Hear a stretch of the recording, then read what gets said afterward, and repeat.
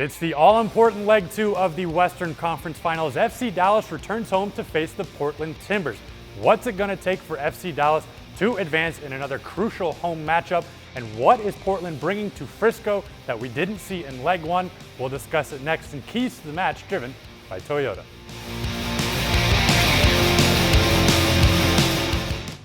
Much like in the conference semifinals, Dallas is returning home, trailing in the aggregate scoring, but confident returning to a place where they've won and scored a lot of goals in 2015. Yeah, you said it. It's very similar to that conference semifinal against Seattle. FC Dallas knows if they win 2-0, they'll advance, and if they win by at least 3 goals, they'll advance. And what that means, while it's a tough test, if FC Dallas can score first, all the momentum is going to be on their side. And FC Dallas knows they defeated Portland 4-1 at home earlier this year, which leaves plenty of room for optimism.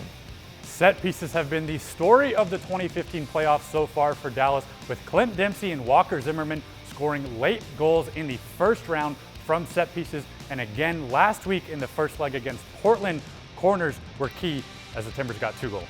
Well, and when you get to this point in the playoffs, the teams are so evenly matched and the margins are so thin that things like set pieces many times decides who moves on. And FC Dallas and Portland, 2 very, very closely matched teams, so tough to score in the run of play that things like set pieces can decide it. And FC Dallas knows if they can tighten it up in the back and limit those opportunities for the opposition on set pieces with all of their speed, they're so good from the run of play that they have plenty of opportunities. Turning our eyes to the opponent, Portland will get a mid-round boost from a couple of midfielders as Diego Valeri and Rodney Wallace return to the lineup after sitting out leg 1 on yellow card accumulation.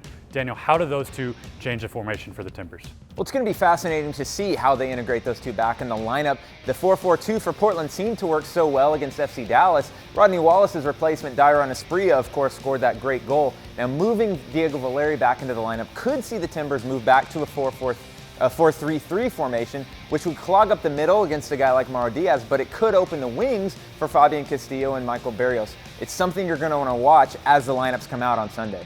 Sunday's match will be shown nationally on ESPN and the Watch ESPN app, or you can tune in to the radio broadcast in English on 100.7 FM, The Word with Steve Davis, or in Spanish on 1270 AM, La Voz del Pueblo with your host, Carlos Alvarado. Well, that does it for this week. For Keys to the Match, driven by Toyota, I'm Carter Baum. And I'm Daniel Robertson. We'll see you next time.